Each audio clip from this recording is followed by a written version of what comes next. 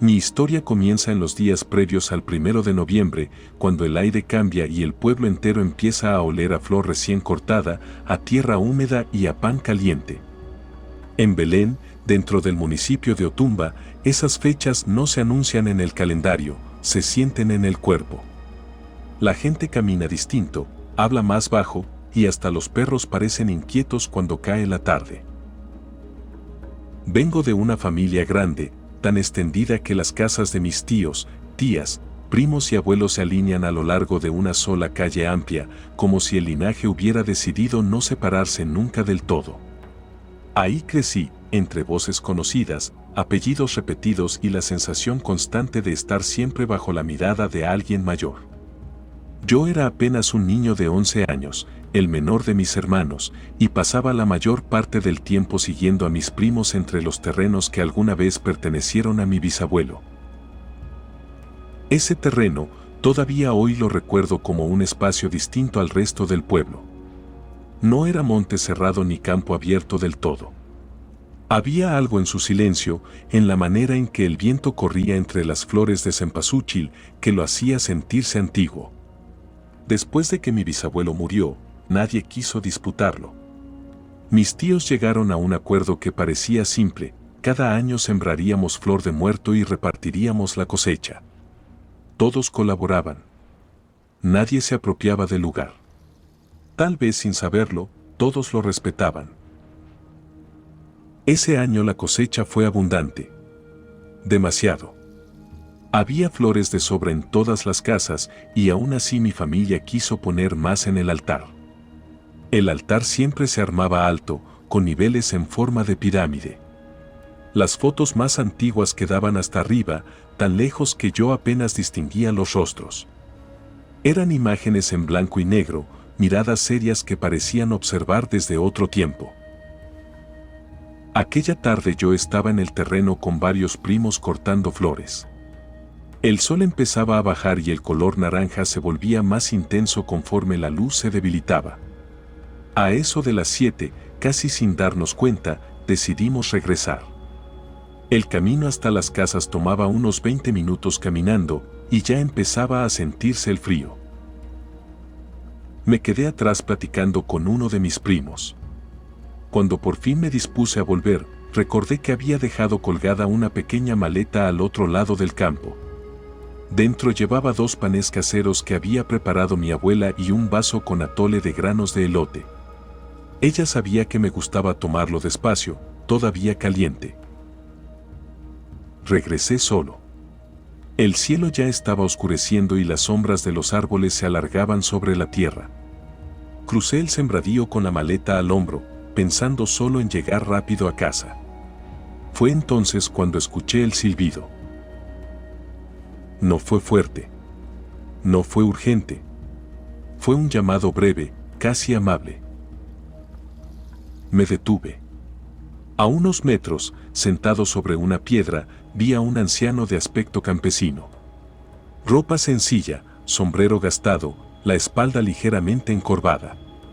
No lo reconocí de inmediato, pero en un pueblo como el mío eso no significaba nada. Pensé que podía ser un familiar lejano, o algún pastor que solía pasar por la zona. Me hizo una seña con la mano. Me acerqué sin desconfianza. Me habló con voz tranquila. Me pidió un favor. Dijo que tenía hambre, que si podía regalarle un poco de flor y algo de la comida que llevaba. No lo dudé. Le di parte del pan y del atole y arranqué un manojo de cempasúchil para él. Me agradeció varias veces, con una gratitud que se sentía pesada, como si no fuera solo por la comida. Antes de despedirme, me pidió una veladora. No entendí para qué la necesitaba, pero asentí. Le dije que esperara, que iría a casa por una. Él sonrió apenas, como si ya supiera que volvería. Eché a andar rumbo a casa, sin saber que ese gesto sencillo, compartir lo poco que llevaba, ya me había colocado en un camino del que no podría salirme tan fácilmente. El sol ya no caía de frente cuando crucé de nuevo el sembradío. No fue un cambio brusco de luz, fue algo más lento, como si el día se estuviera retirando con cuidado, dejando el campo en manos de otra cosa. Las flores de cempasúchil seguían encendidas, pero su color ya no era alegre, parecía más denso, más pesado, como si guardaran algo que no querían soltar todavía. Caminé despacio, con la maleta colgándome del hombro, sintiendo como el cansancio se me metía en las piernas sin avisar. A esa edad uno no piensa en peligros, piensa en llegar, en no regañar a la abuela, en no derramar el atole. Aún así, algo en el aire me obligaba a mirar de vez en cuando hacia atrás, no por miedo, sino por una sensación difícil de nombrar, como si el campo me estuviera contando algo sin palabras. El silbido llegó cuando ya estaba casi del otro lado. No fue fuerte. No fue brusco. Fue un silbido viejo, largo, aprendido en otra época. Me detuve sin darme cuenta. El cuerpo reaccionó antes que la cabeza. Volteé buscando de dónde había salido y lo vi sentado sobre una piedra, a un costado del camino que bordeaba el sembradío. Era un hombre mayor, de esos que uno reconoce de inmediato como gente de campo, sombrero gastado, pantalón de manta, camisa clara, la piel curtida por el sol de años que ya no estaban. No sentí miedo. Eso es importante decirlo. Sentí respeto. Pensé que podía ser algún pariente lejano, algún conocido de la familia que yo no ubicaba bien. En esos terrenos siempre aparecía alguien que había trabajado ahí antes, alguien que conocía a los abuelos, alguien que había caminado esas tierras cuando yo ni siquiera existía. Me hizo una seña con la mano, despacio, sin apuro. Me acerqué con cuidado, sintiendo como el olor de la flor se mezclaba con el de la tierra húmeda que empezaba a enfriarse. Muchacho, me dijo, ¿no me podrías regalar un poco de flor? Su voz era tranquila, pero tenía un peso raro, como si no pidiera solo para ese momento. Le di un manojo sin pensarlo. Luego miró la maleta, no con hambre, sino con una especie de nostalgia. ¿Y un poco de eso que llevas? Saqué el pan, el atole, y se los di. Me agradeció varias veces, con palabras sencillas, casi ceremoniales. No devoró nada. Solo los colocó con cuidado junto a él, como si no fueran comida, sino algo que debía estar ahí. Entonces me miró fijamente y me pidió la veladora. No entendí. No pregunté. Le dije que esperara, que iría a casa por una. Cuando me levanté, sentí que el campo había cambiado de respiración, como si hubiera aceptado algo que todavía no comprendía. El camino de regreso se me hizo más largo. Las sombras ya no se estiraban, se juntaban. La abuela me recibió con el ceño fruncido, preguntándome por qué me había tardado tanto. Le conté lo del hombre, sin darle importancia. Ella me dio la veladora y me dijo que tuviera cuidado, mirándome de una forma que hasta hoy no sé explicar del todo. Volví a salir. Y entonces lo sentí. No escuché pasos. No vi movimiento. Pero supe, con una certeza incómoda, que ya no caminaba solo. El campo estaba casi oscuro cuando llegué al árbol donde lo había visto. La piedra seguía ahí. El silencio también. El hombre no. Di unos pasos más, buscando, llamando en voz baja. Fue entonces cuando vi el montículo. Pequeño. Antiguo. Rodeado de piedras acomodadas a mano. La cruz de madera apenas visible entre las flores. El pan y el atole estaban ahí. Y la fotografía. Sentí que el aire se me atoró en el pecho. La imagen era vieja, en blanco y negro. El mismo rostro. El mismo hombre. La misma mirada que me había pedido ayuda minutos antes. El campo dejó de oler a flor. Olía a algo podrido. A algo que no debía estar moviéndose.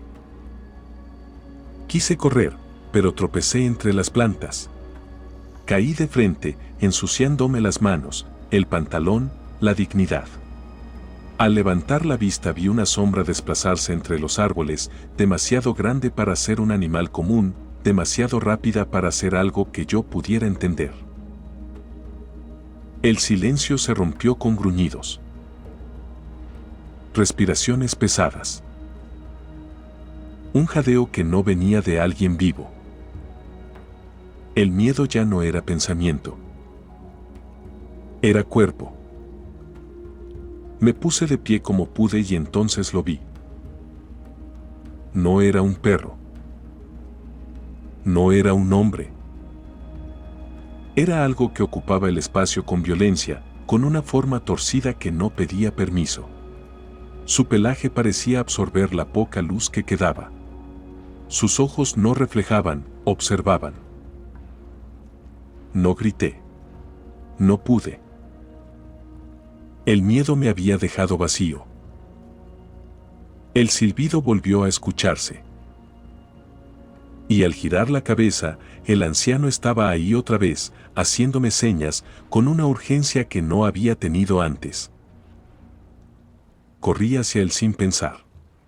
Sentí su abrazo, firme, protector, como si el tiempo se hubiera doblado para cubrirme. Sacó un machete. Me cubrió con su jorongo y me ordenó que no mirara, que me hiciera pequeño, que confiara. Obedecí. Lo que escuché después no eran solo golpes. Eran palabras antiguas. Reclamos. Deudas. Maldiciones dichas con la seguridad de quien sabe exactamente a quién se dirige. Los gruñidos cambiaron. Se volvieron lamentos. El aire temblaba. El campo parecía encogerse alrededor de nosotros. Yo no me moví. No respiré profundo. No miré. Hasta que el silencio volvió. Pero no era el mismo silencio. Y fue entonces cuando escuché voces conocidas llamándome desde lejos. Las voces no llegaron de golpe. Primero fueron ecos, como si el campo estuviera aprendiendo a hablar con palabras humanas. Después reconocí los tonos, la voz grave de mi abuelo, el llamado apurado de uno de mis tíos, pronunciando mi nombre con esa mezcla de enojo y miedo que solo aparece cuando algo ya se salió de control. No me moví de inmediato. El jorongo seguía cubriéndome la cabeza y el cuerpo, pesado, impregnado de un olor antiguo que no era sudor ni tierra, sino algo más viejo, más hondo. Sentía el latido de mi propio corazón golpeándome en los oídos, tan fuerte que pensé que los demás podían escucharlo desde lejos. Ya pasó, dijo el anciano en voz baja. No levanté la vista. No porque no quisiera, sino porque no podía. Había algo en mi cuerpo que entendía que mirar en ese momento podía romper algo que todavía me sostenía con vida. Esperamos. No sé cuánto tiempo. En la oscuridad el tiempo deja de tener forma. Podrían haber sido minutos o una eternidad corta. Lo único claro fue que el campo empezó a recuperar sonidos normales, grillos, el roce leve del viento entre las flores, el crujir de la tierra enfriándose. El anciano retiró el jorongo con cuidado, como quien destapa algo frágil. No me dijo nada más. Solo apoyó una mano sobre mi hombro. No sentí frío. Sentí firmeza. Las voces ya estaban cerca cuando él dio un paso atrás. Quise preguntarle tantas cosas, pero ninguna palabra salió. Y quizá fue mejor así. Mi abuelo apareció primero entre las plantas, seguido por uno de mis tíos. Traían linternas y el rostro tenso, los ojos buscando señales de algo que no querían encontrar. Cuando me vieron, el alivio fue tan grande que casi dolió. Mi abuelo me abrazó con fuerza, sin preguntar nada. Yo me aferré a él como si el campo todavía pudiera reclamarme. ¿Dónde estabas, muchacho?, me preguntó mi tío, tratando de revisar si estaba herido. No respondí. No sabía por dónde empezar. Subimos a la camioneta sin decir mucho. El motor sonó demasiado fuerte en medio de la noche recién cerrada. Yo llevaba la veladora apretada en la mano, sin darme cuenta de que no la había soltado en ningún momento. Nadie lo notó. O nadie quiso notarlo. En casa, la abuela me miró apenas crucé la puerta. No dijo nada. Solo se acercó, tomó la veladora con cuidado y me observó como si estuviera viendo algo que no estaba del todo en este lado. Me llevó a su cuarto, cerró la puerta y me hizo sentar en la orilla de la cama. Ahí fue cuando lloré. No de susto. De cansancio. Le conté casi todo, pero no todo. Hay cosas que incluso a esa edad uno sabe que no se dicen completas. Ella me escuchó sin interrumpir, con las manos cruzadas sobre el regazo, respirando despacio. Cuando terminé, me abrazó y me dejó dormir con la veladora encendida junto a mí. Esa noche soñé. No fue un sueño confuso. Fue claro, demasiado claro. Estaba en un jardín enorme, imposible, lleno de árboles frutales que no reconocía, pero que sentía familiares. La luz no venía del cielo, parecía brotar de las cosas mismas. Un hombre estaba de espaldas, hablándome sin mover los labios. Su voz no sonaba en los oídos, sonaba adentro. Me dijo que la luz no era mía, que debía devolverla, que hablara con mi abuela, que hiciera lo correcto antes de que el día terminara de nacer.